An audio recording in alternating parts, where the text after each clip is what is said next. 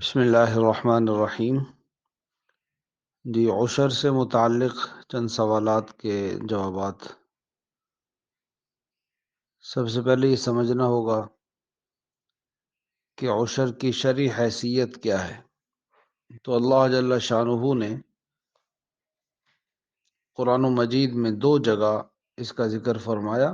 سورہ بقرہ کی آیت نمبر 267 ارشاد فرمایا، یا ایھا الذین آمنوا انفقوا من طیبات ما کسبتم ومما اخرجنا لکم من الارض۔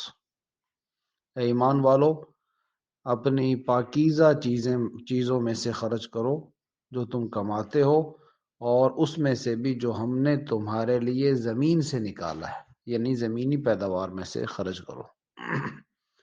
سورہ انعام میں 141 نمبر آیت ہے، فرمایا وَآتُوا حَقَّهُ يَوْمَ حَصَادِهِ، اور تم اس کا حق ادا کرو جس دن اس کو فصل کو کاٹو۔ تو فصل کا حق ادا کرنے کا حکم ہے۔ تو مفسرین کرام فرماتے ہیں اس سے مراد عشر ہے کہ اس کا عشر ادا کرو۔ احادیث مبارکہ میں بھی عشر کا ذکر صحیح بخاری وغیرہ دیگر حدیث کی کتابوں میں اس کے مسائل بھی بیان ہوئے ہیں۔ تو قرآن کریم میں بھی اس کا ذکر ہے، احادیث میں بھی ہے۔ فقہاء کرام نے عشر کو بھی لازم اور واجب کہا ہے، اور عشر کا مطلب ہے زرعی زمین کی پیداوار سے بطور زکوٰۃ کے 10واں حصہ نکالنا، اس کو عشر کہا جاتا ہے۔ یعنی عشر بھی زکوٰۃ ہی کی ایک صورت ہے۔ زمینی پیداوار میں سے جو مال، جو حصہ اللہ جل شانہ کی رضا کے لیے اللہ کے حکم کے مطابق نبی پاک صلی اللہ علیہ وسلم کے طریقے اور حکم کے مطابق جو مال دیا جاتا ہے، نکالا جاتا ہے، اس کو عشر کہا جاتا ہے۔ عشر کے مسائل میں سب سے پہلے سمجھنے کی بات یہ ہے کہ اس کو عشر کہتے اس لیے ہیں کہ 10واں حصہ، عشر کا معنی 10واں حصہ۔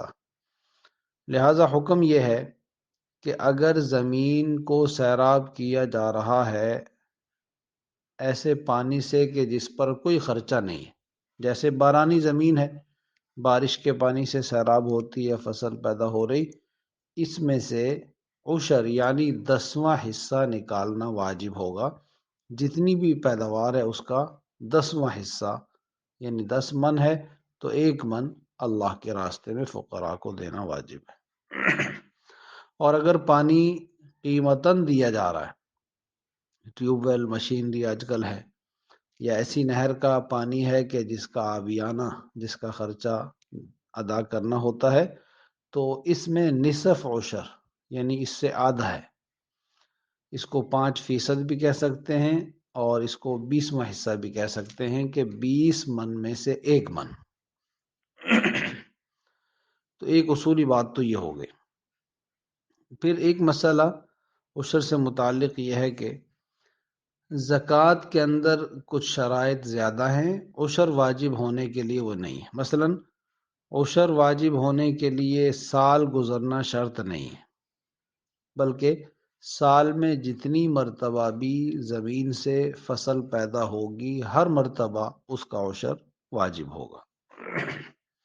اسی طرح زکوٰۃ میں مخصوص چیزیں ہیں، مخصوص مال ہیں، لیکن عشر میں کوئی چیز مخصوص نہیں ہے۔ جو چیز بھی کاشت کی جائے، بیجی جائے، ہر چیز میں عشر واجب ہے۔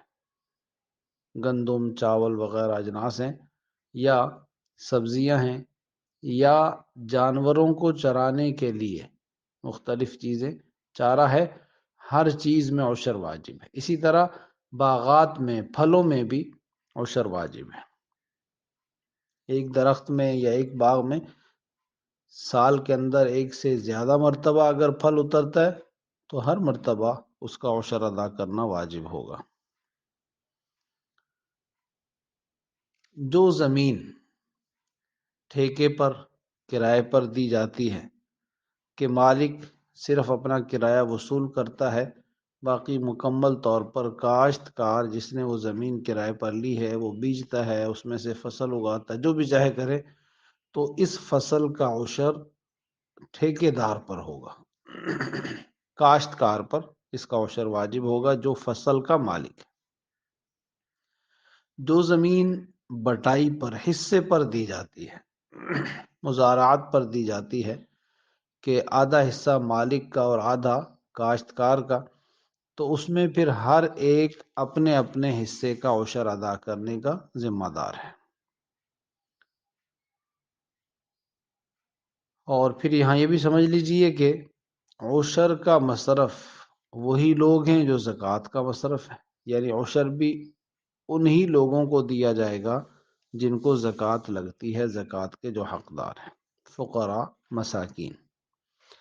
پھر ایک اہم بات یہ ہے کہ زکوٰۃ واجب ہونے کے لیے نصاب ہے، خاص مقدار ہے، لیکن عشر واجب ہونے کے لیے کوئی مقدار متعین نہیں ہے، نصاب متعین نہیں ہے۔ جتنی بھی پیداوار ہوگی اس میں سے 10واں یا 20واں حصہ نکالنا ہوگا، یہ لازم ہے۔ پھر ایک اہم بات یہ کہ عشر نکالنے سے پہلے جو خرچے ہیں ان کو الگ نہیں کیا جائے گا، یعنی جو عشر ہے وہ کل پیداوار میں سے ہے، جتنی بھی فصل ہوئی، لہذا زمین اس فصل کی تیاری پر جو خرچہ ہوا، بیج ہے، ہل ہے، مختلف کھادیں ہیں، صفائی ہے، یا پھر اس کی فصل تیار ہونے کے بعد اس کی کٹائی اور مشین وغیرہ کے ذریعے سے دانے نکالنے کا جو خرچہ ہے، اس کو الگ نہیں کیا جائے گا، بلکہ کل پیداوار میں سے عشر ادا کرنا واجب ہوگا۔ اگر خدا نہ خواستہ فصل کسی حادثے میں آفت آ گئی، کوئی بارش، طوفان، آندھی، آگ، اور ساری فصل تباہ ہو گئی، تو اس کا عشر بھی پھر، یعنی ضائع ہونے کی وجہ سے، تو اس کا عشر بھی ختم ہو جائے گا، واجب نہیں ہوگا۔ اور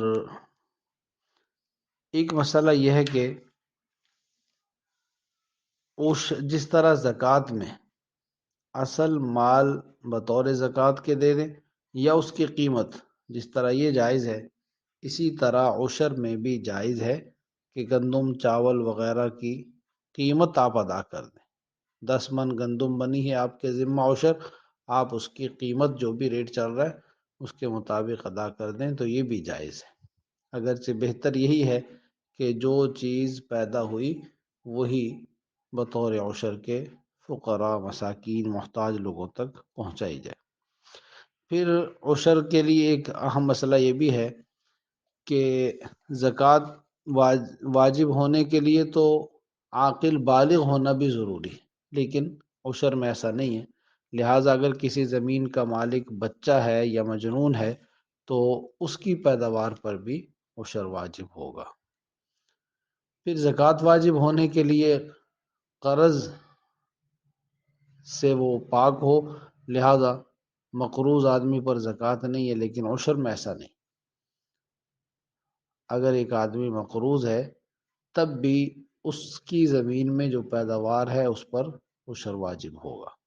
اللہ رب العزت سے دعا ہے اللہ کریم ہمیں دین کو سمجھنے کی، اس پر عمل کی توفیق عطا فرما دے۔